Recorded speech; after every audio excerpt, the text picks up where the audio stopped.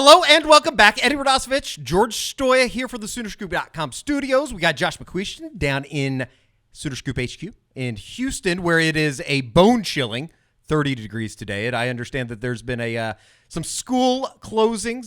Same thing here in Oklahoma City. A big winter storm that dumped like half an inch of snow has basically shut down the city for a couple days. I digress. A portal report of sorts. Oklahoma was supposed to start the spring semester today. Obviously, it got canceled, and they'll be in classes on Wednesday. Josh, the last time that we talked to you last week, we were talking about Lance Hurd, the offensive tackle from LSU. Currently, we're going to get into every one of the incoming transfer portal additions for Oklahoma, but let's start here. As of today, I know the Lance Hurd stuff, he is yet to make his decision or made his decision public in terms of where he'll be headed. But at 12, would we say that that's where Oklahoma's probably going to start the spring semester? Or is there any other names out there, including the Lance Hurd kid from LSU? You wonder a little bit about a couple of the guys that come in late in the portal. You don't want to rule some of the action out at Alabama, Washington, some of these big programs. Arizona, maybe. If Teteroa McMillan comes in, OU is going to try to do whatever they can. I mean, let's be real about it. But in general terms, there's no one that I see that is a definite addition. And with the Lance Hurd, I know the last update we had sounded vaguely positive. I'm sure people were probably still hanging on to that to some degree. I don't think that's going to work out for Oklahoma. I know there's been some rumors from the Tennessee side of things that maybe their collective was getting a little bit close to capacity as far as what it was capable of doing. I don't know that I buy that. Like, I just talking to some people, that sounds like one of those kind of hot rumors that maybe some frustrated Tennessee fans came about. Like, why is this taking so long? Oh, we've run out of money. Just kind of reaching their own conclusion to what's happening. But I think there's a possibility some other schools are getting involved there, but I haven't had any impression in a few days that Oklahoma is truly engaged in that recruitment. Sure. And we should update as well. Terrence Ferguson, the offensive lineman out of Alabama, he ends up committing to Florida State last week, so he was off the board for Oklahoma on the offensive line front. There was some news, though, last week as it became official that a long-lost friend, if you will be returning to Norman. Casey Thompson makes the announcement last week that he will be headed to Norman to exercise his 7th year of eligibility, which, Josh, I think this is one of the ones for me that – like, I remember covering Kendall over at Southmore and then Casey at Southmore and then Newcastle. It's kind of crazy that this is where this thing ends up. But a 4th school for Casey Thompson, obviously started his career down at Texas and then went to Nebraska, played for a couple years, went to Florida Atlantic, got injured. So that's how he got his 7th year of eligibility. But, guys, I think that we can say it that in terms of just the overall building in depth of what that quarterback room is, Casey Thompson, he checks a lot of boxes of that just in case if something were to happen to Jackson Arnold. And I think that a lot of people just jump and say, oh, well, Casey hasn't been great the last few years. I mean, people forget, one, that he was actually pretty good at Texas. I mean, he Sure. put up some good statistics. Well, look back to the first half against Oklahoma before Caleb Williams came in. Right. And then, I mean, even late in that game, I mean, Sure. he drove down the field and scored. And then he's in a tough position at Nebraska. I think Scott Frost was fired 3 games into that tenure, and then at Florida Atlantic, he's with Tom Herman. He tears his ACL in his 3rd game there. So I do think that this is super helpful in terms of a guy that has played a lot of college football. I think 33 games, 25 starts. Has played in different systems. I think he'll be able to pick up whatever Oklahoma's running next year offensively pretty well. And then you talk about his leadership skills. I mean, clearly he's a guy that's willing to sacrifice playing time to come in and try and mentor some of these young guys, not just Jackson Arnold, but a Michael Hawkins, a Brendan Zerberg, those guys that haven't seen any playing time on a college football field. I think that it's super valuable. Look, is he going to come in and be just awesome? But probably not. But is he a guy that, he comes in the second half because Jackson Arnold gets banged up and can finish out a game? Definitely. Could he even start a game for Oklahoma? I think so. I think that this is a huge pickup for OU in terms of somebody that, again, can help them in a spot that maybe people weren't thinking about. And also you add in, he's not taking up a scholarship. He's coming in to walk on, which I think says a lot about him. Yeah, guys, I mean, you think about a situation like OU faced last year with Jackson Arnold at BYU, where you had to have a guy come on late. It just kind of was the way it worked out. You feel much better about it being Casey Thompson than you do Michael Hawkins or Brendan Zurbrugg at this point. And that's no shot at those two guys. This is just a very, very seasoned college quarterback. Now, part of me, is surprised that he's not headed to Stillwater, guys. He did Texas, he did Nebraska. Really, all he needed was Oklahoma State for kind of the OU rivalry trinity there. So, a little surprised that didn't play out. But no, Casey, Eddie talking about memories. I can remember Casey as a little kid out on the practice fields, like with watching Kendall when Kendall was still fairly young, and watching him and talking to Charles and the whole thing. So, it is crazy to me to think of Casey is like a guy in his mid-20s. That's hard for me to wrap my head around. But yeah, I mean, this is a really strategic and good get for Oklahoma to have a guy like this in your roster that not only is good for this year, but like George said, is going to help mentor these young quarterbacks that even Jackson Arnold still have so much to learn. No doubt about it. George, you talked to Charles Thompson, the former Oklahoma quarterback, former All-American, obviously. It all kind of comes full circle, the announcement and the way that it went down on 1/11 at 6 o'clock, signifying, kind of I guess a dedication to Charles and to Kendall, and really just kind of a living of a family's legacy and a continued legacy in Norman. Yeah, and it was really kind of a dream come true, are the words that Charles used to talk about Casey playing at OU. And I think that it was always a little bit of a tough pill to swallow when he went to Texas.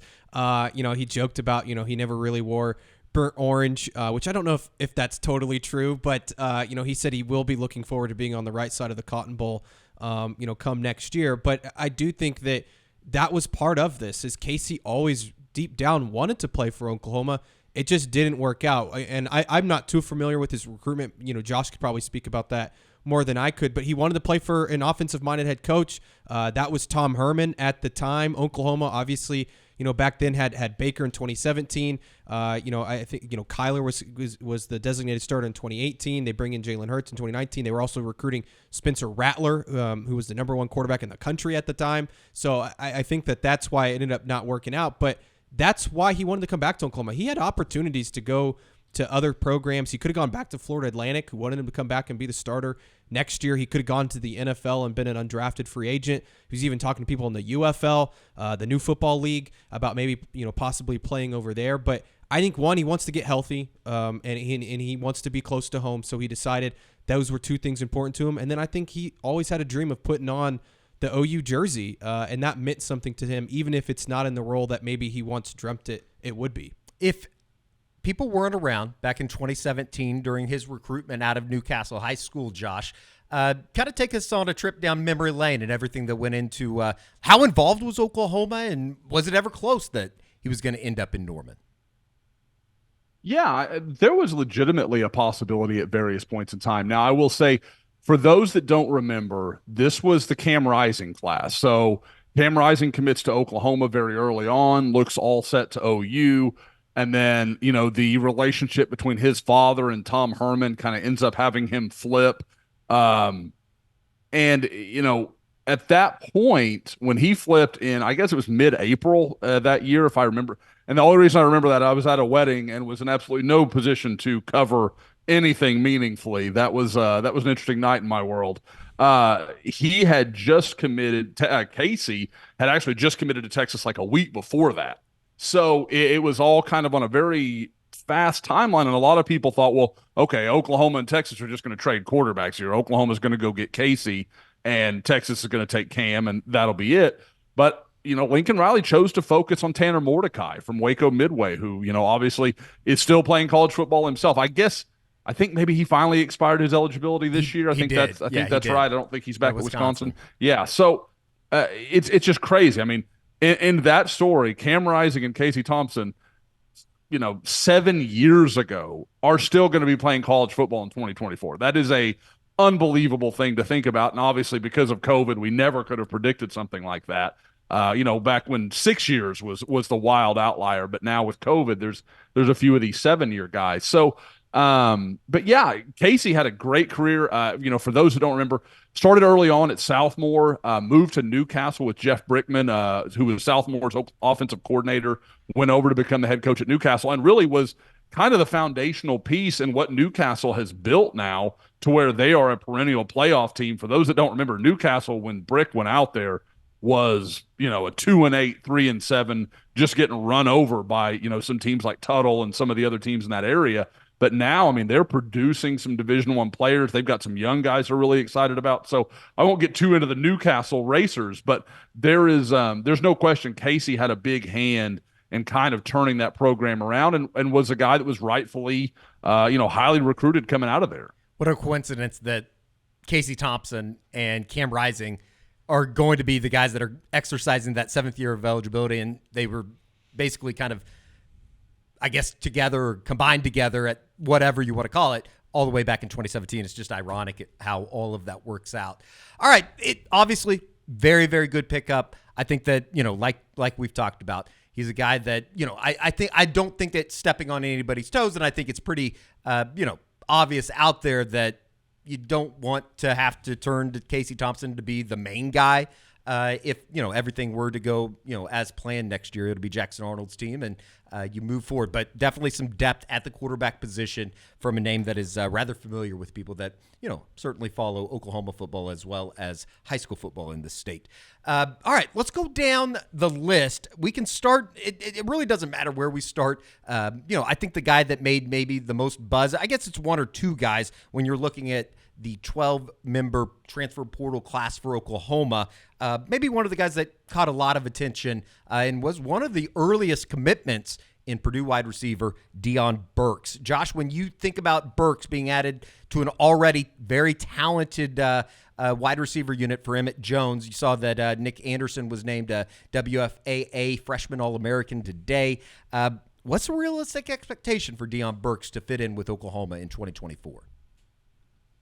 I think Dion Burks is a guy that Oklahoma expects to be a difference maker from minute one. Like, this is a guy that, you never promise anybody anything, but if Dion Burks isn't a starter on opening day, I'll be pretty surprised. I think there is that level of expectation. This is a guy that Emmett Jones zeroed in on from really word go. This was a guy they wanted, and for those that will, again, try to talk about like OU's work in the portal and, NIL not being where it's supposed to, they beat Texas for Dion Burks. Texas wanted Dion Burks. There's no doubt about it. So I think this is a big one for Oklahoma, maybe kind of the jewel of this portal class, if you want to look at it that way.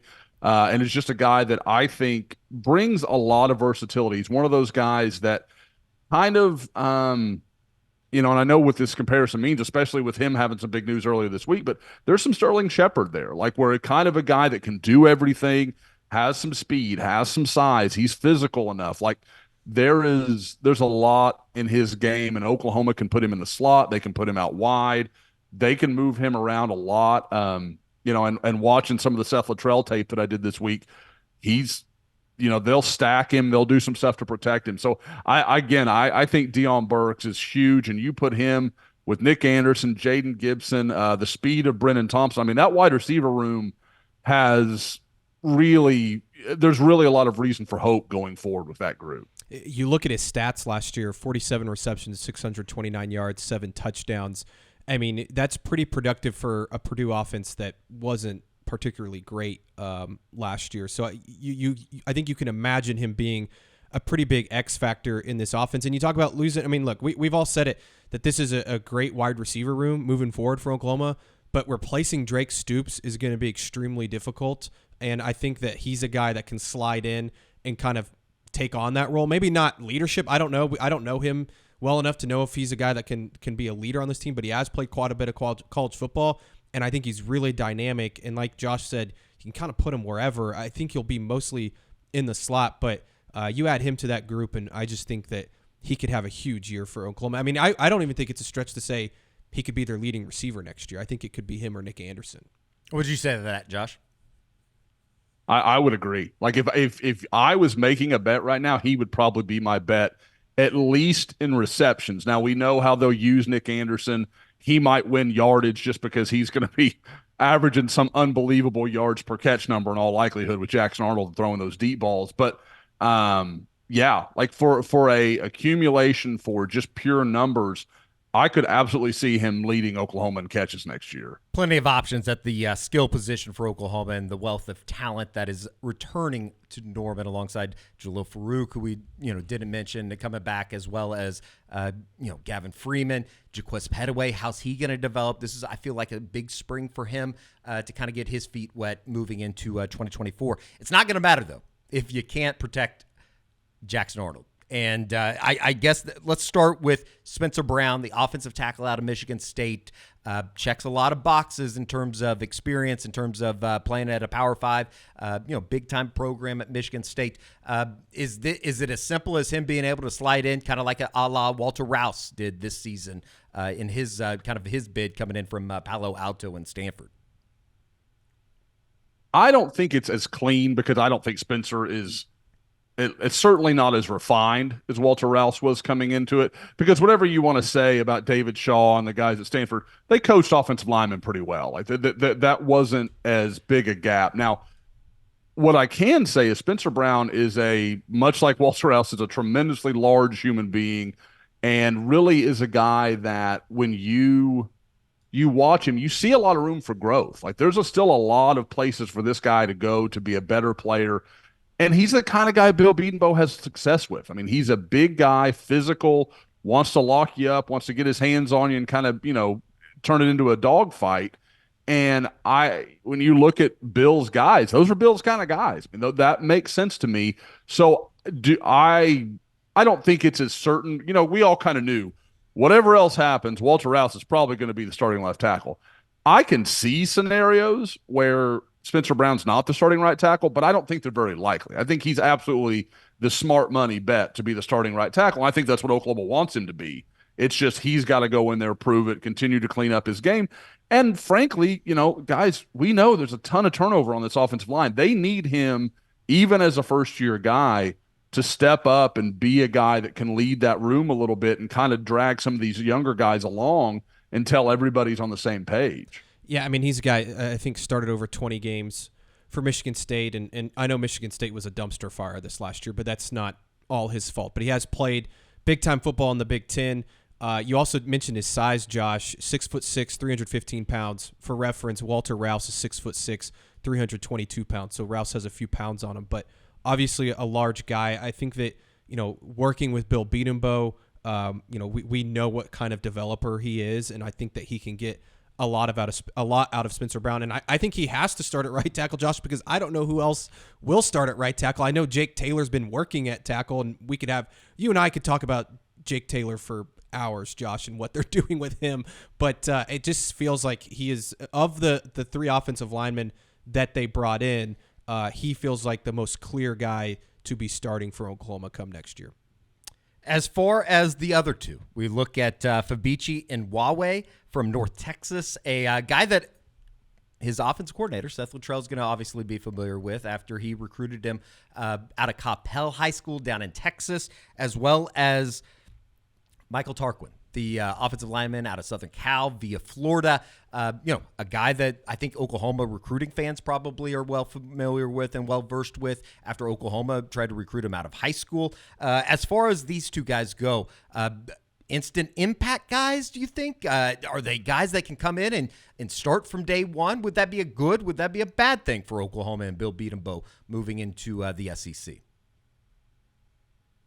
Well, barring something changing considerably in the spring portal, one of these guys almost got to start. And I think it's almost certainly Fabici. And talking to some people, and guys, for those that don't know or just haven't kind of put it together, his offensive line coach last year at North Texas was John Cooper. So Oklahoma has a lot of ability to kind of check and talk to him, figure out, what the issues were. And I know Gabe Eichert's talked about it some. He had some injuries late last year. So there's been some people that have come to me and said, oh, this tape didn't look very good late in the year. And they're right. But from everything I've gathered, he was fighting through some stuff kind of late in the season there. So I think maybe you know, I guess OU fans can hope this is a Baker Mayfield situation. And yes, I'm going to get that name in there for the algorithm. We mentioned Baker Mayfield in the playoffs last night, but I thought you would wait you know, until the Iowa caucus discussion at the end of this. But you know, there's clearly some talent there. Big athletic guy. Really, I happen to know a few of the North Texas staff, and just talking to them, guy that just buys in. That there's no surprise to anyone that Seth Luttrell went in for him as soon as he hit the portal. This is a guy that is super well respected around that program, and really they think is a guy that can play at that level. So I think this is the guy that I think Oklahoma wants to be their starting right guard next year, and that would be my expectation. With Michael Tarquin, a lot of people are kind of negative about him. This is a guy that Bill, like you mentioned, Eddie, recruited out of high school, recruited him again last year when he left Florida before he went to USC, and it just kind of didn't work out. But I think he is a guy that Oklahoma wants to come in and compete at that left guard spot, maybe with Heath Ozida. You know, we can kind of talk about who the candidates are there as, you know, we get into the spring. But I think that is kind of the hope, is that he can be at least a stalking horse at left guard and really push Ozida to be the guy that I think Oklahoma kind of feels he can be, and then also provide some depth at tackle. And you know, he's kind of a guy that has just played a lot of college football and played a lot of positions. He started at left tackle for USC last year, right? That's my understanding. Yeah. That's what I saw. Because I don't think there was any other variants, but I think that was it. Because I know I think he played 10 games, started 10 games at guard for Florida, and then he ended up moving, I think, to left tackle. So he's played both positions. I mean, Fabici's he's definitely a guard, right, Josh? Yes, he is absolutely a guard. Now, I like his athleticism. Like, I don't think it's a matter of like, oh, he can't move out there. I think that's just where he's most familiar and most comfortable. Yeah. From the offensive line to the defensive line, only a lone guy coming in on the in through the portal on the defensive line, and that is from Miami of Ohio, Caden Woolard, a guy that led the MAC in a bunch of different categories, had a really, really good year. But Josh, there's going to be a lot of people that go, yeah, but he did it at a Miami of Ohio. What kind of player is Oklahoma and Miguel Chavis and the defensive line group getting with Caden Woolard? Guys, I mean, we keep talking about it, but man, Miguel Chavis has a type. Like he loves these guys that will just run until their legs fall off, and that is what Caden Woolard is. He's got a great motor, super high energy, kind of long, kind of rangy. I'm kind of interested to see what OU can do from now till the season as far as putting a little weight on him. Obviously, moving to a very different level of offensive lineman he'll be facing week in and week out from the MAC to the SEC, but I like what I see. I think there is a role there for him, and I think when you look at that defensive end room, you know, with guys like Woolard, with guys, you know, Ethan Downs coming back, we all know the promise of PJ Adebawore. There is that defensive end room. You're like, okay, if the pieces can come together, there's some stuff you like, because you're getting to that point where you can really cycle through bodies and have a lot of guys not only with experience, but now with, you know, some young talents like PJ, Danny Okoye, Nigel Smith. You know, you kind of go through the list there. So I like Caden Woolard. Like I said, I think people are going to look at those numbers and say, well, he's got to be a 10-sack guy. I don't think that's realistic to expect. But if you told me he accumulated 5-6 sacks this year, I think that's completely possible, and frankly would be a step up from a year in which Oklahoma really didn't have a lot of consistent pass rush off the edge. I mean, yeah, they brought in Rondell Bothroyd last year, and he was my prediction to lead the team in sacks. Did he have one this year? I think the only one that, and he wasn't credited with any, but he had one that ended up, I believe, getting eliminated by an offsides penalty. That's right. I want to say in the Kansas game? That might be right. I just don't remember him having, and that's not to say Rondell Bothroyd didn't have a good year. Yeah, he was impactful in ways that maybe don't always show up in the box score. Played pretty damn well in the bowl game as well. I do think Josh is right. I think Caden can come in, and I don't know if he's a starter. I mean, I think you look at Ethan Downs, and if R. Mason Thomas, can be healthy, those are probably your two starters on the ends. But he's definitely a guy that I think that they're going to want to come in and bring in on, maybe third down. Obviously an elite pass rusher in that regard. Josh, though, I want to ask you about the defensive line in general in the portal. Were you surprised they didn't, maybe try to, and I think they did go after a couple other guys, but it seems like they are somewhat confident in the guys that are either coming in or the guys that are coming back, because they only brought in one guy. Well, if you would have made me bet which position they focused on in the portal, I would have thought it was defensive tackle with all they lost to graduation and all that we know. I mean, we just itemized it. There's a experienced two deep pushing three deep at defensive end, and yet they bring in Caden Woolard and had looked at a couple other guys, the Ashton Junkaj kid that went to Arkansas, a few other options that were out there. Now, to be fair, there really were only a couple of defensive tackles where you said, okay, yeah, that guy could help. I mean, and the main one is Walter Nolan, and I don't think Oklahoma was prepared to outbid what Lane and Ole Miss were putting together for him. So I think some of it is limitation, and I will say, and obviously this kind of feeds the teaser through spring content that we'll have coming, but you talk to people behind the scenes, I don't think anybody thinks this is anywhere near over. I think people are expecting the spring portal to be as active as it has at any point in the portal era. Like, there is a lot of thought that there is still going to be some big pieces that move around after spring practice. And don't forget, that's when they got DJ Terry a year ago, was in the spring, and obviously he had a huge impact on what they were able to do. So I wouldn't be shocked either if there's a couple more guys that maybe enter. And you look at across the college football landscape, lots of big programs with new coaches. I'm sure some of those players are thinking, let's just see what spring ball looks like, and then maybe they might jump in the portal afterwards. No doubt. From the defensive end position, we move to probably if you're looking at positions of need, this was a position that needed to be rebuilt. And I'm talking about the tight end position with the two guys coming in, Bauer Sharp from Southeastern Louisiana, as well as another familiar name from OK Preps ranks, Jake Roberts, who comes to Norman from Baylor after starting his career at North Texas. In terms of, and we've talked a little bit about this, Josh, in terms of what Joe John Finley was having to undertake, and also bringing in Devon Mitchell, obviously out of the high school ranks.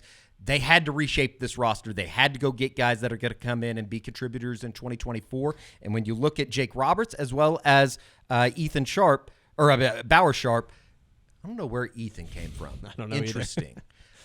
Both guys, they kind of fit molds of gentlemen that can come in and add depth to a room that was probably underwhelmed in 2023, I think is the nicest way to put it. Yeah, I mean, I think Oklahoma was very realistic about what was in that tight end room and what they lacked in 2023, like you referenced, Eddie. So I think, while you can have hope in Cade McIntyre and Caden Helms being talented guys, which I think we all three agree that they are. Sure. But you don't want to bet. You don't want to be in a position going to the SEC where you hope something works out. You want to give yourself as many kind of, shots at the I don't know, as many opportunities for success as you can find. And so I think with Bauer Sharp, you get a guy that you've got to think makes a lot of sense to Joe John Finley. I mean, for those that don't remember, Joe John Finley is a high school player, was a high school quarterback at Arlington, Texas, and kind of was so big and athletic, they slowly turned him into a tight end. And that was always the plan, but that's what Bauer Sharp arrived, in college as well. He was a quarterback and then kind of slowly but surely turned into a tight end. And when you watch him on tape, that's a big athletic guy.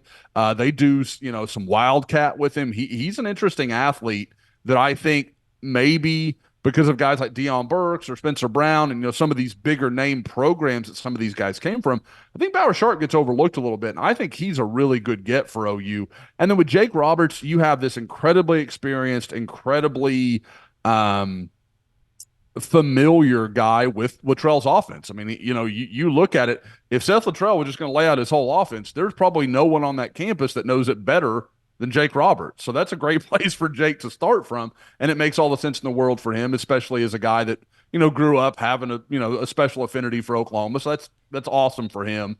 But yeah, I like where the tight end room is now. Now we've got to see it come together. You've got to see Devon Mitchell get on campus and start to fulfill some of that promise that we know he has. You've got to see Bauer Sharp develop beyond just, this guy's promising. But there are pieces there that you really like, and I think Oklahoma's going to have some time to work things around, because watching, like I said, I don't know people that have checked the front page of the site recently. We've gotten under the hood on Seth Luttrell up, loves 11 personnel. He's going to run a lot of one tight end stuff. So it's going to be a very dog-eat-dog room. Like if you want to get out there, the best chance is to be the starter. There's not a lot of double tight in some of the stuff that I saw, so we'll see where that goes. But I like what they've done with the room. They really, for a year, from where it was in 2023 to where it could be in 2024, it's just a massive leap.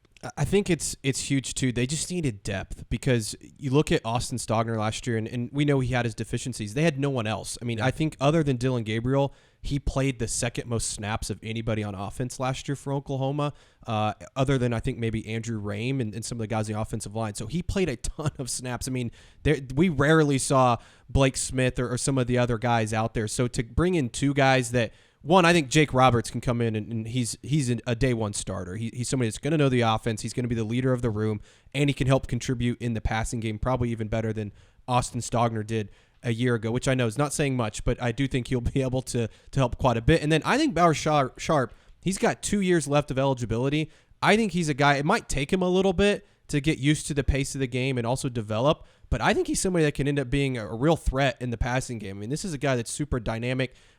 He's only played the position for 2 years now. Last year he had 29 receptions, 288 yards, and 3 touchdowns. And again, playing for Southeastern Louisiana, who knows how much that really matters. But, I think that he's somebody that can end up helping out. And then obviously, like you said, you bring in Devon Mitchell, you get, Cade McIntyre back, you get Caden Helms back, 2 guys that I think that they think can help them next year. That tight end room just looks 10 times better. Perhaps the most confusing position group at Oklahoma in 2023 was the running back position. In DeMarco Murray's group, the questions of Javonte Barnes, I think that we've talked about that ad nauseum. You do have Gavin Sawchuk coming back.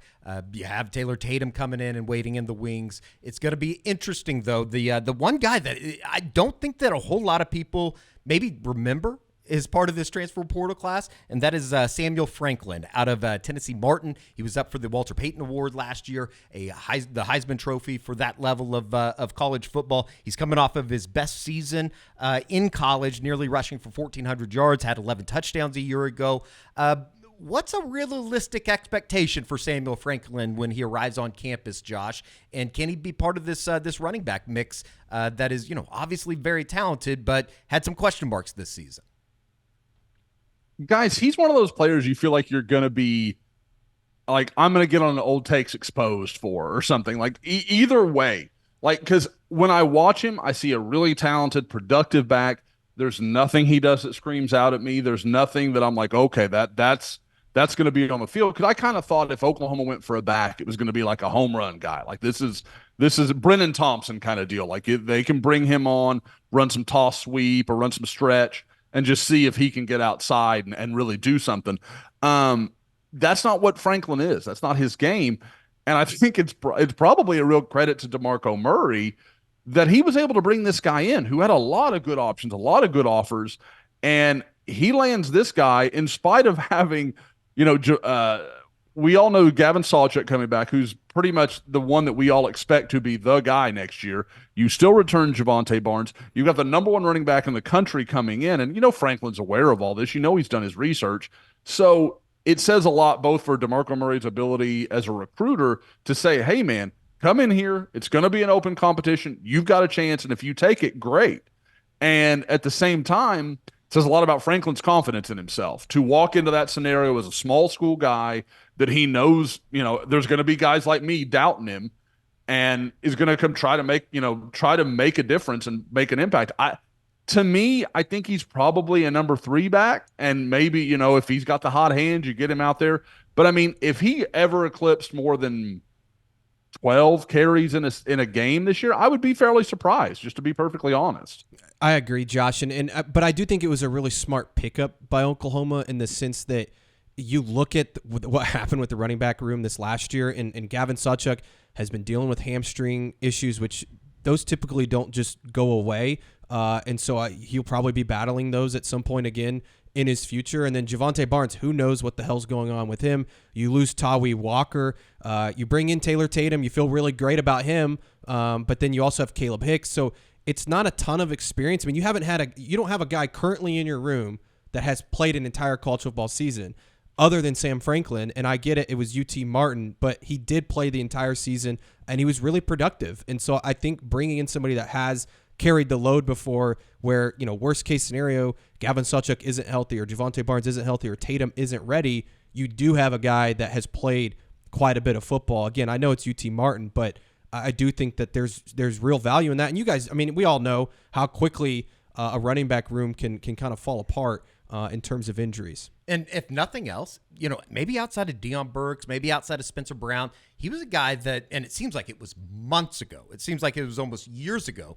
He was a guy that DeMarco Murray, they identified him as, kind of their top candidate out of the portal at the running back position extremely, extremely early. Yeah, there really was. There was no wasted motion. They looked at the Mario Anderson kid from South Carolina. They looked around a little bit, but it was pretty clear he was a guy they were focused on early. And now there's a variety of reasons for that, kind of like what George and I have said. I think being that there is some, just some experience there, some kind of old head, because they don't have that in the room. Yeah. Like, guys, I'm looking at it right now. Their leading career rusher on the roster has 715 yards and 122 carries in his career, and that's Gavin Sawchuk. Like, that's 2 years. That's not normal for a place like Oklahoma. That's 2 years of work, not just one. And I think we all believe in Gavin Sawchuk, and I think Oklahoma clearly believes in Gavin Sawchuk, but you just have to, you just have to have depth there because it can fall apart quickly, and if you just bank it on one guy, when we saw it this last year, they had to turn to Tawee Walker, who ended up being really their best back. And I know there's a lot of people out there probably yelling at us, well, why didn't they just keep Tawee? Well, Tawee has 1 year of eligibility left. I think that they opted for guys that they know can be here a little bit longer. They have more runway. And I still think that these guys, I think a guy like Gavin Sawchuk and Javonte Barnes have a little bit more upside than a guy like Tawee. Yeah, and quickly, because I know we want to move on to the next thing, but I will say, I think a healthy Javonte Barnes fills a lot of the role that people loved about Tawee, the physical, between the tackles runner. Javonte can do a lot of that. Now, he's not he's not the same type of back, but like George said, there's also more he can do as to where Tawee, one trick pony feels mean, but that's kind of his game. That's what he's going to be. That's what he is, where Barnes can diversify and he can do some different things. And I think if he's healthy, he can fulfill a lot of that portion of the game that made Tawee Walker such a, kind of a fan favorite. Feels like a big spring ahead for Javonte Barnes, just in terms of getting everything moving back in the right direction and a positive direction after a very just confusing 2023 for him in his sophomore season at Oklahoma. 2 defensive backs, a part of the 12-member transfer portal group. Des Malone out of San Diego State, another one of the guys that committed to Oklahoma, and it feels like way back when, even though it was about a month and a half ago, as well as Jocelyn Malaska, a Bethany graduate, Bethany, Oklahoma, suburb of Oklahoma City, as well out of Utah. Initially went out to play for Kyle Whittingham. Both Des Malone and Jocelyn Malaska joining the Oklahoma secondary. Yeah, it's interesting how the tides can turn, because if I just said on its surface, there's a transfer coming in from San Diego State and there's a transfer coming in from Utah, everybody would be talking about the Utah kid, because Utah's got the great track record of producing not only defensive players in general, but defensive backs. Clark Phillips was an All-American a couple years ago for Utah. Jocelyn Malaska is a kid that I thought as a junior in Oklahoma, and to kind of date back to his recruiting a little bit, he was a guy that I thought was a Tulsa kind of guy. And then I saw him as a senior when he starts running like 10,600 meters. It's 6'1", 6'2", big, long, athletic kid. And I thought, wow, this is a real guy, and a guy that I thought OU might jump in on late there when Brent Venables arrived. Obviously, that didn't happen, but there has remained some interest, I think, from both sides. And when he went in the portal, I just think Oklahoma didn't have a spot for him, but absolutely wanted him to be part of the program. So they found some NIL money. They got him involved, and obviously it only helps him with his younger brother, Evenson, who's going to be a recruit in the 2026 class. So I like that. I think he is an athletic guy. I think he's better than most any walk-on you're ever going to find at defensive back. So, I think it's really a good sign for Jay Valai in that room at corner. Des Malone, I kind of have to go back over my notes because, like you said, Eddie, it feels like it's been so long ago since I really sat down and watched his tape. But this is a guy that fits what they love to do defensively. He's versatile. He could play some safety in a pinch. He could play some corner. Kind of makes me wonder if he's almost like a replacement for Key Lawrence in that role of, okay, he could play this. He could come down and play some cheetah if he had to. There's a lot of variety in what you can do with him. And again, another big, long, athletic guy that has played, for people that will ride off San Diego State, that's a team that's played a lot of good defense for a lot of years now. And so I think that is it's a better get than I think some people might think on its surface. And I think that cornerback room, we saw it towards the end of the year last year. I mean, they just were running out of bodies. And of course, they bring back Woody Washington, Gentry Williams, who I think we all think is a great player, but it's tough for him to stay on the field. You have Kenai Walker coming back, which, by the way, Kenai Walker and Des Malone have the exact same measurement, 6'2", 200 pounds. So to give you some, size there in terms of what he looks like. So I think just adding two more guys to the room one guy in Malaska is probably a guy that is probably a bit of a development piece, but you bring in Malone and have the experience that he has and how much they like to kind of rotate that corner room. And again, you lose some of that depth throughout the year. I think it's a really good pickup. And again, I don't think that means that we're not going to see a Josiah Wagner or Makari Vickers, two guys that really started to play quite a bit down the end of the season. But I do think that, again, adding guys with experience, I think that's kind of been the theme here. Almost every player we've talked about gives them some experience at a position that they need just depth and guys that can come in and be somebody that you can rely on because they've played quite a bit of football. No doubt about it. And I think we all three, I can speak for all three or both of you guys when I say that I think there are big things expected from somebody like a Jacoby Johnson going into his second year as well. For sure. I penciled him in as maybe on the 2 deep going into next year. I mean, I think he's somebody that they really think can be a great player. And Josh, he's super dynamic. I mean, guys, you're not going to talk about more guys that get off the bus and look like it's supposed to look than Jacoby Johnson. That is what you want. And, it was funny watching, I keep referencing the Seth Luttrell under the hood thing. In part of it, one of the two games I watched was against the 2015 Clemson defense, and watching that Brent Venables defense and seeing some of those just freaks he had out there on the field for Clemson at that point, you're kind of like, that's what he's trying to build here. And you can see pieces of it where you're like, okay, he wants that guy to be a Shaq Lawson. Like, that's what he's hoping for, that kind of thing. Or this guy, he's going to be the Ben Boulware or what, you just kind of run down the list and it all makes sense. And I think more than anywhere, they need those corners to step up and be difference makers. And I thought Woody was solid for huge parts of the year. Gentry Williams would touch that elite level of play every once in a while. But guys, I mean, if you told me Jacoby Johnson put a scare into somebody for a starting job this year, it would not shock me. He is that special and has the kind of ball skills that a guy like Jay Valai and Brent Venables, they're going to love, because that's a guy that can turn defense into offense in one play. I mean, he's very, very capable. No doubt about it. Last but not least, Tyler Kettner, a kicker from Florida State, had some experience at Eastern Tennessee, which, I think it's a lot of people got up in arms on social media when it was announced that he was joining the program. I thought it was quite funny just in terms of, or I guess ironic, just in terms of everybody was bitching and complaining they needed a kicker, and then they went out and got a kicker and everybody didn't want this guy.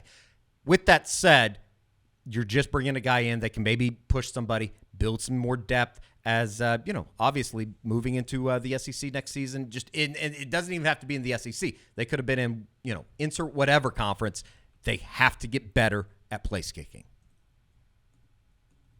George, I've taken the first answer on all these. If you want to talk about the kicker first, buddy, I can leave that floor open to you. I got it. Hey, but look, no, I think he's. Oh, go. Yeah, I got it. He's a guy that, I think that, is he going to blow you away in terms of his statistics? No, but you look at some of his stats in terms of how far he was kicking in some of these games.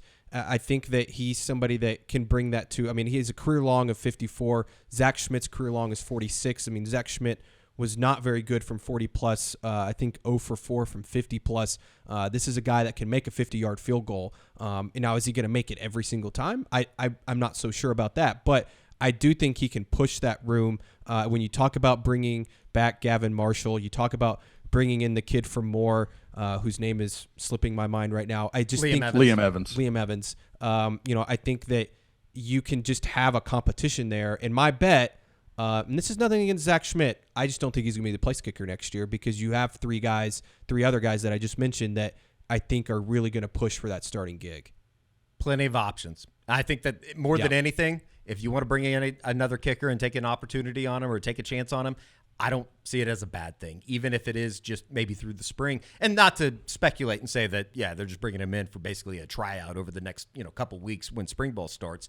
But you do need other options at the very least. I mean, they didn't have any. That was the big issue at the end of the year. Marshall's expected to get a redshirt year after an injury last year that basically sidelined him. And I think that we probably would have seen him at the end of last year with the way that Zach Schmidt was kicking the football. I mean, I remember watching warm-ups the back half of the season being like, they literally do not have another place kicker after Zach Schmidt. Like they weren't traveling and they weren't even playing at home. I mean, there was no one at home games other than Zach Schmidt kicking the football. So you need bodies there at least. And again, I think the Keltner kid is somebody that has a monster leg. It's just so more about accuracy. And even his accuracy was pretty good. I mean, you look at his stats his last year at... A lot of the misses were from very, very far, and you can imagine that East Tennessee they were probably settling for a lot of field goals. I don't know that for a fact. I'm just speculating. 17 of 23 in 2022 at East Tennessee, and I think I want to say 5 of those misses were from 45 plus. So school record 54 yarder, I believe. Yep. Well, if nothing else, maybe you'll have some options there in the spring. So we did want to kind of go down list by guy by guy to kind of give a little bit of insight into where they kind of fit. It's going to be interesting because, I've said it before, but we're going to look up and all of a sudden it's going to be spring ball time in Oklahoma, and we'll be going through all of that and, getting out to practice and all that kind of stuff. So the one tidbit of, I guess, true team news, it became official on Saturday morning. Zach Alley is the co-defense coordinator with Oklahoma. Just real quick, George, I'm sure that you got a lot on social media over the weekend. Why is there a co next to his name? Please explain that. Well, I think it's just one of those situations where people read too much into the titles, right? I mean, thank you. You're not going to... That's all we have to say. Yeah, I mean, you're not... I mean, some people were like, well, does that mean Todd Bates is no longer a co-defensive coordinator? No, they're not going to just strip Todd Bates of his title. You give Jay Valai the longest title I've ever seen for an assistant coach. I think he's assistant head coach of the defense is now part of his title. So don't read too much into the title. Now, will Zach Alley be calling the defense? I'm not so sure. I really haven't gotten a definitive answer on that, but I do think this is still something that OU and Brent Venables looked at and said, hey, we need to bring somebody in that can do a lot of different things and that Brent trusts to help game plan, scheme, and kind of take the reins for this defense. And people forget, Zach Alley worked with Todd Bates. He worked with Brandon Hall. He worked with Miguel Chavis. He was with all those guys at Clemson. The only person on the defensive side of the ball that he's not worked with yet is Jay Valai, and I think that they'll work well together. But and I also want to give a tidbit. I talked to his dad for a story that'll come out. I was going to tease it coming up Wednesday, right? Yeah, and he was a fantastic interview. But this is a guy that his football roots go deep. He's had a knowledge for the game for a long time. His dad, was a national champion wide receiver for Clemson on the 1981 team. But he's always had a knack for this stuff. And his role at Clemson, he was telling me, was, hey, everybody would send in tape to Brent Venables. Zach Alley would go through all of that tape first and then pick the guys that he thought Brent should go out and recruit. So I think he's going to be a really good evaluator of talent. And then he was also the guy when they would bring in new assistants like a Todd Bates, he would sit and break down film and teach the defense to these assistant coaches. He literally taught Todd Bates the scheme and everything that Brent Venables wanted to run. So this is a guy that I think is going to be able to recruit at a high level. We've talked about that. And I think he's also very knowledgeable when it comes to understanding defenses, understanding what to call, when to call things, situational awareness. And I think that he's just going to be a really good fit for Oklahoma, whatever role that is, co-defensive coordinator, linebackers coach, calling the plays, not calling the plays. I think that he's a tremendous addition for Oklahoma.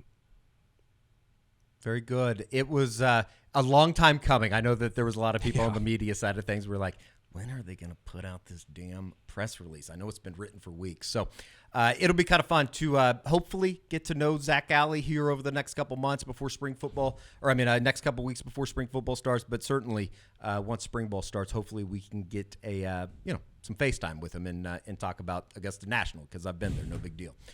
All right, Josh, we appreciate it. It's kind of an interesting time just in terms of active recruiting. I know that coaches have been out. They've already started kind of making the waves and seeing a bunch of 2025 guys.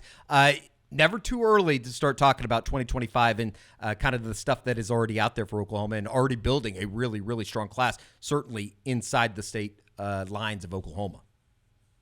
Yeah, guys. I mean, Oklahoma On3 put out a graphic, I think it was 2 days ago. They've got the second most commitments to the 2025 class in the country. I mean, so at 9. So, and I think there are several others that could be close. A couple of guys on that list would be guys that are going to be there on January 27th in Norman for their first junior day event.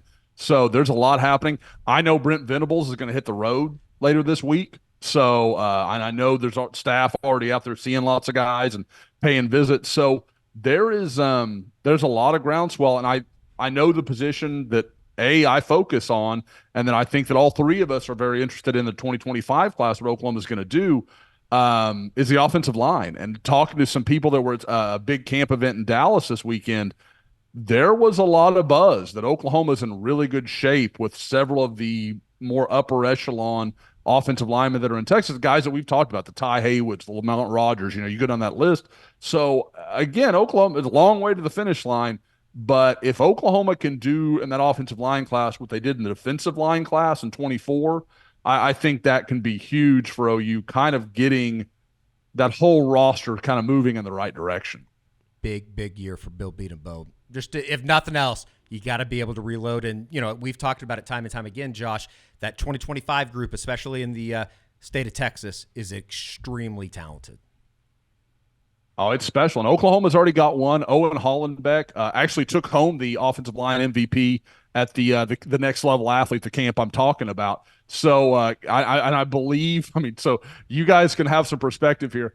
Owen Hollenbeck, I was told by one of the staffers working the camp, came in at 6'4" and 340 pounds. And that is Oklahoma's upcoming center. So Bill is going to have some beef going forward on that front. High school teammate from Melissa High School teammate of Nigel Smith, who's already on campus as he begins his freshman, semester, technically. Kind of weird how that works out. Do they call him freshman again next year? So you have like 3 freshman semesters? Pretty much, yeah. I don't like that. Looks like we've run out of time with the Iowa caucus breakdown. I'll do that on Twitter. Just kidding. We will be back here from the Soonerscoop.com studios, though. Hoops Report, Oklahoma with a rough week. It was a pretty awesome experience going up to Allen Fieldhouse on Saturday with Bob Persbillo. We'll be back Thursday to talk about OU West Virginia, which is on Wednesday night at 7 o'clock, and then Oklahoma heads back out on the road to Cincinnati on Saturday. Kind of a big 2-week stretch here for Porter Moser's group as they look to kind of bounce back from what was a rough week. Now 1-2 in conference play with 3 of their next 4 just down the street at the Lloyd Noble Center. So it's kind of basketball season. I know that we'll try to get you subscribed in time. And speaking of subscribing, a good time to subscribe to Soonerscoop.com. $1 a month. It's a really good time, actually, as we kind of prepare for what is going to be a really kind of fascinating spring with the two new coordinators in Seth Luttrell as well as Zach Alley. It's insane to me to think that when OU and Alabama play here in Norman,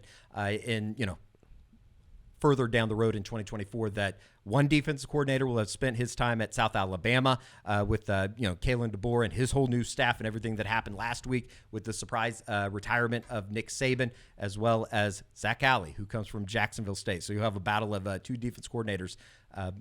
From are they both in the Sun Belt? I should probably know that. You're asking the wrong guy. I know that Jacksonville State's in the Sun Belt. South Alabama is, yes, actually. Right. I covered this. I covered the Sun Belt. That's why I deferred to you, George. For like 2 months. But yes, South Alabama's in it, yeah. It's crazy. Crazy time in college football as, we thought the coaching carousel was kind of coming to a close or kind of coming to an end, and then it just sped right back up with the retirement of Nick Saban, which, ricocheted and domino effect to Washington and then Arizona, who... Our good friend, Jed Fish. Jed Fish, man. Arizona fans were very, very hurt by that decision to head up to Seattle. I don't know. And maybe real quick before we get out of here, am I just like kind of being an a-hole when I go, why would he stay at Arizona when you go to Washington? No, I mean it's Washington's a much better program. Sorry to the good people of Arizona, but I mean you're going to the Big Ten, and this is nothing against the Big 12, but the Big Ten. I mean, let's be honest, it's going from a Power 5 to I think really a Power 2 when you talk about the Big Ten and SEC, and I think Washington has things heading in the right direction in terms of. I mean, they just played for the national title. Sure. I don't know how you could turn that down, and that's not to say Arizona's not a good program and they can compete in the Big 12. It's just I think it's a little bit different up there. Josh, you were a big fan of Kalen DeBoer, right? Oh yeah, I love that hire. I mean, to me, if he can recruit and put a staff together that can help him land those elite guys in the South, and obviously having Nick Saban around is going to help him a ton. But if he can answer that, Alabama may not be rolling at Nick Saban levels, but they're still going to be an absolute force to be reckoned with because he'll be a problem. He and Ryan Grubb are just visionaries offensively. They are outstanding to watch. And I did want to say, kind of with what you're talking about, Eddie, the other thing with Arizona is there is a huge financial hole that people are talking about at Arizona, and that's that. So even if Jed Fish wanted to stay, I can't imagine Arizona could have gotten anywhere near the number that Washington's paying him, and that's just the way it is. I mean, that's the way it's always been. I don't know why people always act surprised about this. I think to find the money in the state of Arizona, you got to go a little bit further north than Tucson. Go up I-79 and go see the beautiful, beautiful people of Scottsdale, which God bless every one of you. Seriously. All right, we will have Drake and Isaac back. They kind of made their debut on Soonerscoop.com YouTube channel as well, and I'm excited for this week. I think they got a special guest lined up that should be a lot of fun. So for Josh, for George, I'm Eddie. We'll see you right back here on the Soonerscoop.com YouTube channel.